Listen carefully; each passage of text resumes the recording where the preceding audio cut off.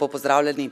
Neprofitna mreža Matija, ki deluje na brezplačni telefonski številki 080 10 10, ponuja raznorazne informacije ter seveda tudi dostop do različnih storitev, ki jih potrebujejo predvsem starejši.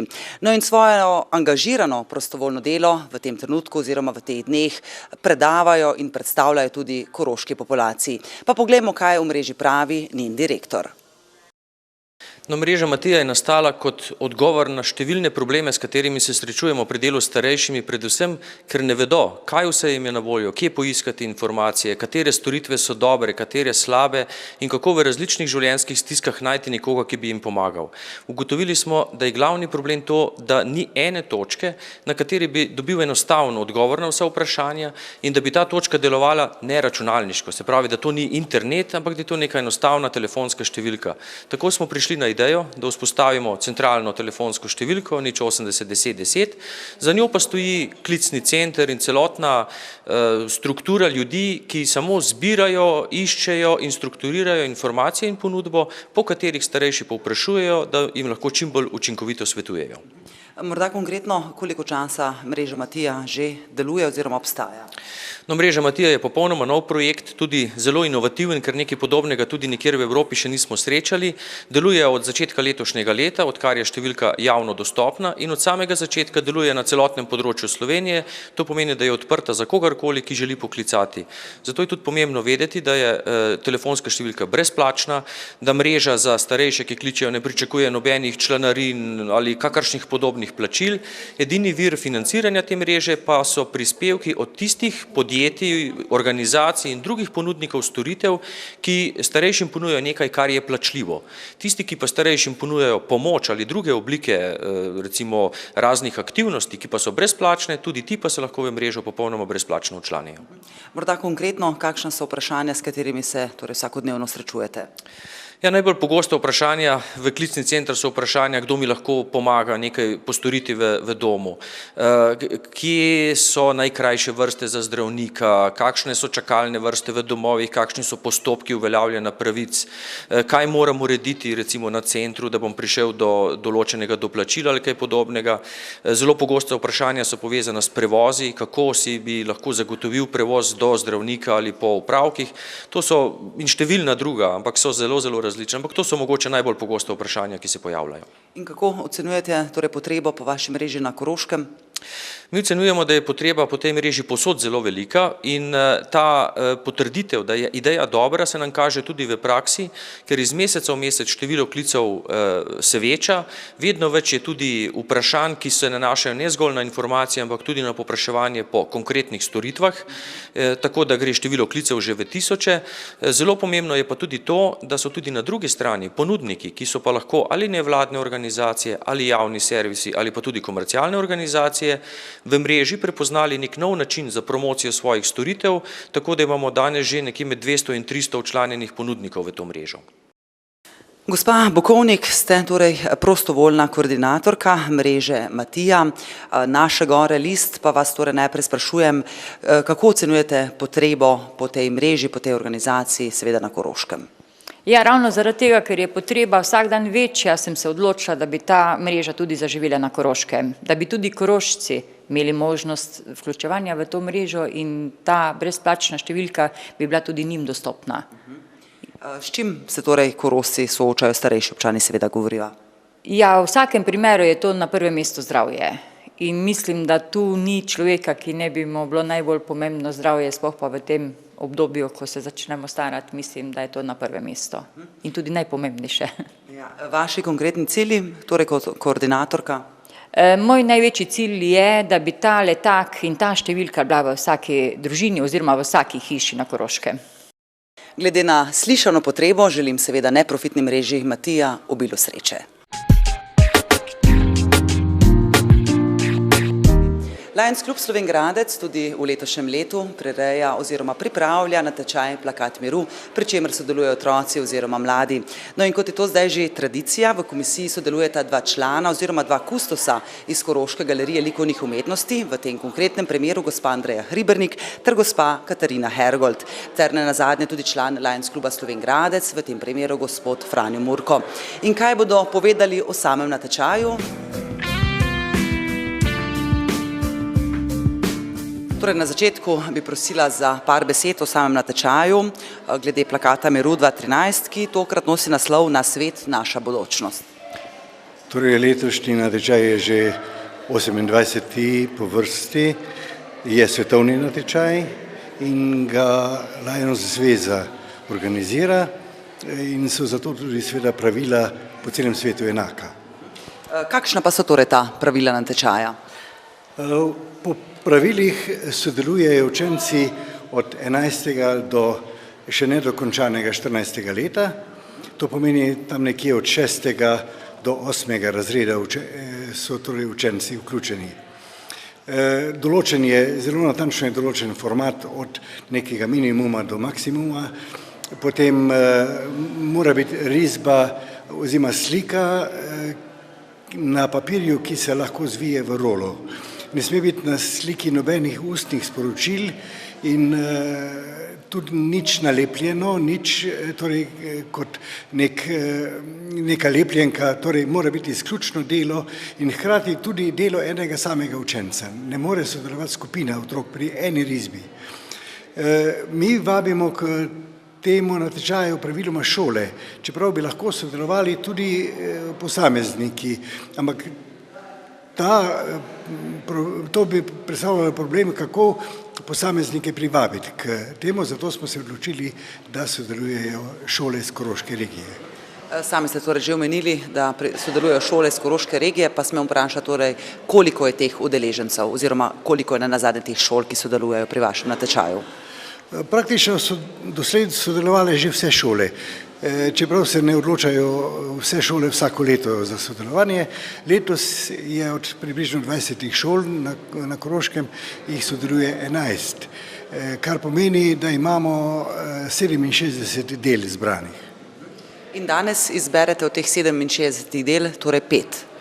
Ja, mi smo se odločili v našem klubu, da bomo 5 del izmed teh 67 izbrali in jih opremili z enim posebnim listom, ki ga pa naš Lions klub kupi od Lions zveze in to je pravzaprav naš prispevek k temu svetovnemu dobrodelnemu skladu. Poleg tega naš klub seveda sofinancira tudi še nekatere druge stvari, kot so priznanja tem otrokom, nagrade tem nagrajencem in tako da je nek strošek za naš klub v tem smislu, da pač gre ta denar v svetovni sklad za dobrodelnost.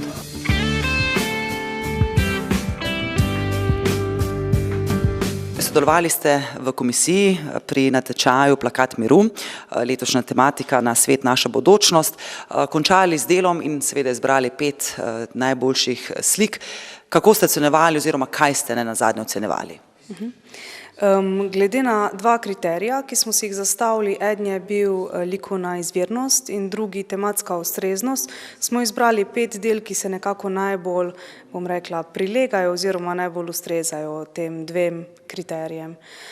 Zdaj, dela so tematsko raznovrstna, to je bil tudi eden od naših ciljev, vsekakor smo pa upoštevali tudi neko idejo, ki jo je avtor, otrok, ki je to delo naredil, hotel prikazati. Tako da dejansko smo šli tudi v nekoliko izbor del, ki so tudi nekako idilična, ki govorijo o ljubezni, miru, o nekem sožitju. To se nam je zdelo predvsem nekako ustrezno glede na tematiko natečaja.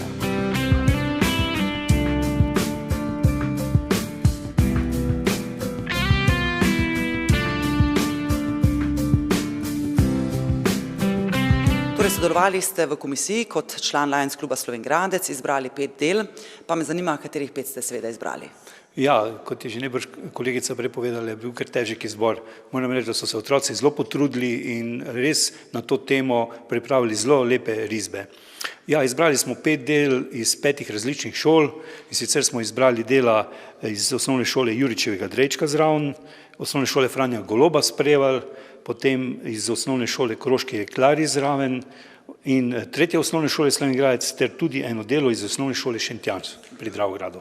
5 del je torej izbrano, kam odromajo ta dela? Ja, mi bomo organizirali razstavo v Mislini vseh del, ki so bile danes tule na izboru. Teh 5, ki smo jih pa danes izbrali, pa jih bomo poslali na skupno razstavo v Cankarjev dom v Ljubljano. No in če bo sreča, bo ena izmed teh del izbrano tudi za svetovno razstavo v New Yorku. Torej, kot ste lahko slišali, če bo sreča na koroški strani, bo ravno eno od teh 5 del predstavljeno tudi v New Yorku. Pa držimo pesti. Druga osnovna šola Slovenj Gradec in Atletski klub Slovenj Gradec v sodelovanju z Zavodom za šport Planica in Atletsko zvezo Slovenije so torej organizirali finale ekipne atletike za učence vseh slovenskih osnovnih šol. Več pa vsekakor z organizatorko dogodka oziroma tekmovanja, gospo Majdo Areh Novak. Kako ocenjujete današnji dan, lahko rečete, da je tekmovanje uspelo? Tekmovanje je nedvomno zelo uspelo, zadovoljni so najprej športniki, potem njihovi spremljevalci in seveda ne nazadnje tudi organizatorji. Koliko ekip iz Slovenije oziroma šol je tekmovalo, se je pridružilo današnjemu dogodku? Danes je prisotno v konkurenci fantov in deklet po 12 ekip iz cele Slovenije, torej skupno nekje 430 tekmovalcev. Sicer pa druga osnovna šola letos ni prvič organizirala dogodka. Koliko časa ste torej že organizator in kako ste se pravzaprav upeli v to sodelovanje? Naša šola je letos tretjič pripravila zapored to tekmovanje. Nekje smo bili povabljeni strani Atletske zveze zaradi tega, ker vsi vemo, da je pred 2 leti bil otvorjen nov stadion, da imamo zdaj, lahko rečem, izredno dobre pogoje za delo, tako v klubu kot pa seveda v šoli, kjer se pravzaprav delo z mladimi atleti začne. Torej, poiskal nas je predstavnik Atletske zveze Slovenije in mi smo zagrizli v to, bom rekla, organizacijo. Je sodelovala tudi ekipa iz Koroške? Ne, žal se te ekipe uvršča na to tekmovanje na podlagi izbirnih tekmovanj.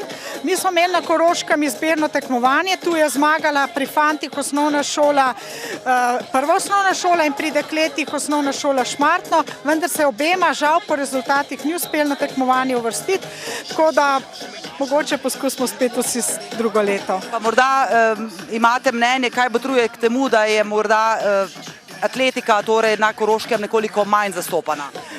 Ne, je atletika dovolj zastopana, vendar morate vedeti, to je tekmovanje, kjer za en rezultat dela nekje 18 učencev in lahko, da nekoga ni zaradi zdravstvenih težav, neke druge opravičljive razloge in skratka se rezultat cele ekipe podre.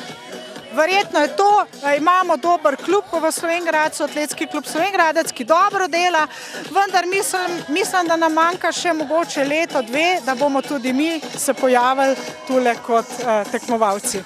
Kako torej ocenjujete današnjo tekmovanje, današnji dogodek, nagrade so podeljene? Ja, odlično 5 bi rekel, ne, pa mama ne pride v šolo, ne, ko ste bili tako odlični, malce se pohecam. Jaz sem zelo vesel, da sem Slovenj Gradec in zelo vesel, da so tlele takšni ljudje na Koroškem, ko srčno organizirajo te stvari.